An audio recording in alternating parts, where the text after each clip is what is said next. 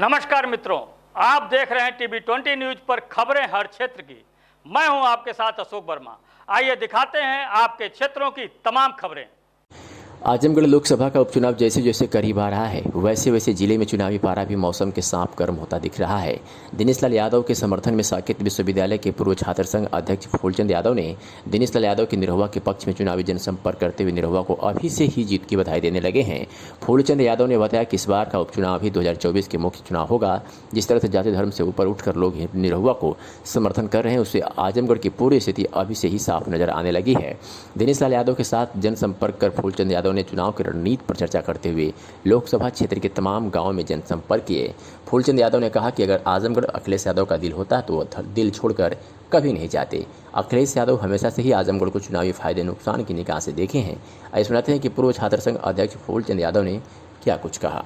दिनेश लाल निरहुआ ने आजमगढ़ और पूर्वांचल का सम्मान बढ़ाया है, इसलिए इस बार आजमगढ़ की जनता ने ये निर्णय ले लिया है कि 2 वर्ष जो कार्यकाल बचा है इसमें निरहुआ को लोकसभा में भेज करके आजमगढ़ का स्वाभिमान सम्मान बढ़ाना है। अखिलेश यादव कहते हैं कि सैफई हमारा दिल है तो आजमगढ़ धड़कन। अगर आजमगढ़ धड़कन होता और सैफई दिल होता, पूरी दुनिया देख रही है धड़कन को किस तरह अखिलेश ने नाबालिग छोड़ करके चले गए। आज इस्तीफा नहीं देते, आजमगढ़ को अपनाए रहते और दिल्ली के लोकसभा में बैठते। लेकिन जिस तरह आजमगढ़ की जनता को विश्वासघात करके आजमगढ़ की जनता को छोड़ करके चले गए, मुझे आशा और विश्वास है कि सफाई को आजमगढ़ की जनता जो है पट्टा देने वाली नहीं है। आजमगढ़ का स्वाभिमान सम्मान, आजमगढ़ की इज्जत हमने चंजीत यादव जो पूरे देश के महत्वपूर्ण नेता थे, हमने उत्तर प्रदेश में मुख्यमंत्री पैदा किया, लोकसभा के सांसद रहे, राम नरेश यादव यहाँ थे। इस तरह न जाने कितने बड़े बड़े नेताओं ने आजमगढ़ की धरती को सजाया और संवारा है। लेकिन सफाई परिवार के लोग, जिस तरह इलाहाबाद का चुनाव होता है, कभी बलिहारी बाबू के मरने के बाद जिस तरह बलिहारी बाबू के लड़के का अपमान किया गया, जिस तरह दलित जाति के बेटे का अपमान किया गया, कभी नहीं। कभी बलिहारी बाबू के लड़के को टिकट, कभी रमाकांत को टिकट, कभी अंशुल यादव को टिकट, कभी किसी को टिकट, मैं समझ कभी डिम्पल को टिकट, और आज बदाऊं छोड़कर जो बदाऊं की जनता, एक मौर्या बिरादरी भारतीय जनता पार्टी की बेटी ने उनको लोकसभा में हराया था।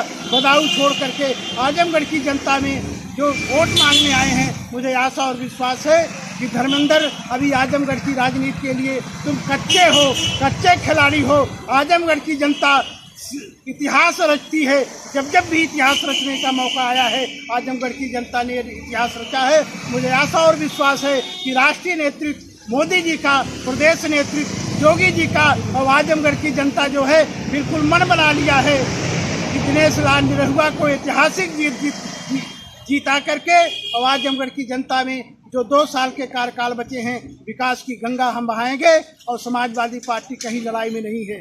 यादव जात के लोगों ने समझ लिया है, यादव जात के लोग अब सफाई के नाम पट्टा देने वाले नहीं हैं। अखिलेश का हम सम्मान करते हैं, वो राष्ट्रीय अध्यक्ष थे। मुलायम सिंह राष्ट्रीय अध्यक्ष थे, उनका हम सम्मान करते हैं। संजीत यादव का सम्मान किए हैं, उनको हम श्रद्धांजलि देते हैं। रामलेश यादव मुख्यमंत्री थे, उनको श्रद्धांजलि देते हैं। लेकिन पलायन करके सफाई से कोई नौजवान आएगा तो आजमगढ़ में लाखों हजारों नौजवान हैं जो धर्मेंद्र के बराबर हैं। मुझे आशा और मुझे ये कहना है कि पूर्व सांसद रमाकांत यादव को इतिहास का ज्ञान नहीं है।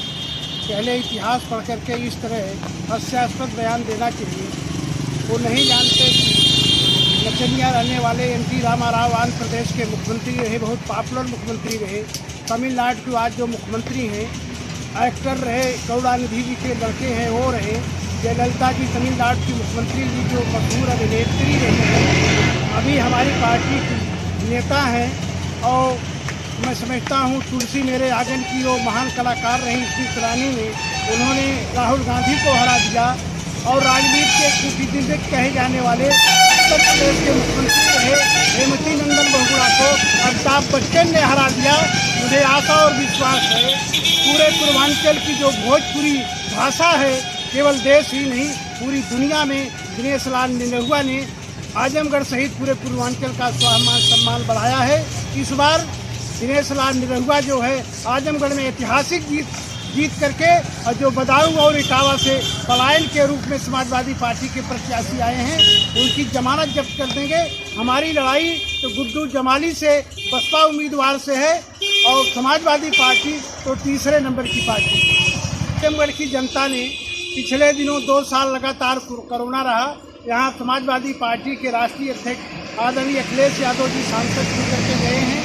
मैं समझता हूँ आजमगढ़ के किसी भी समस्या से कोई सरोकार उनका नहीं था और हम लोग आशा और विश्वास रखते थे कि आजमगढ़ के स्वाभिमान सम्मान के साथ अखिलेश खिलवाड़ नहीं करेंगे, आजमगढ़ की लोकसभा को नहीं छोड़ेंगे। मैं समझता हूँ ये चंजीत यादव की धरती रही है, ये रामलेस यादव की धरती रही है। ये रामलेस यादव चंजीत यादव का धरती का उन्होंने अपमान किया है, यादव समाज के जाट का अपमान किया है। आजमगढ़ में जितने भी यादव नेता हैं सबको दफन करके और एक जो पलायनवादी नेता है धर्मेंद्र को चुनाव लड़ा करके आजमगढ़ के सम्मान के साथ खिलवाड़ कर रहे हैं। मैं समझता हूँ पूर्वांचल की छाती का महान कलाकार हम लोगों का बीच में है और ये पूर्वांचल की नाक है और भोजपुरी भाषा बोलने वाले लोग पूरी दुनिया, देश ही नहीं पूरी दुनिया में दिनेश लाल निरहुआ ने आजमगढ़ और पूर्वांचल का सम्मान बढ़ाया है। इसलिए इस बार आजमगढ़ की जनता ने ये निर्णय ले लिया है कि 2 वर्ष जो कार्यकाल बचा है इसमें निरहुआ को लोकसभा में भेज करके आजमगढ़ का स्वाभिमान सम्मान बढ़ाना है। अखिलेश यादव कहते हैं कि सैफई हमारा दिल है तो आजमगढ़ धड़कन। अगर आजमगढ़ धड़कन होता और सफाई दिल होता, पूरी दुनिया देख रही है धड़कन को किस तरह अखिलेश ने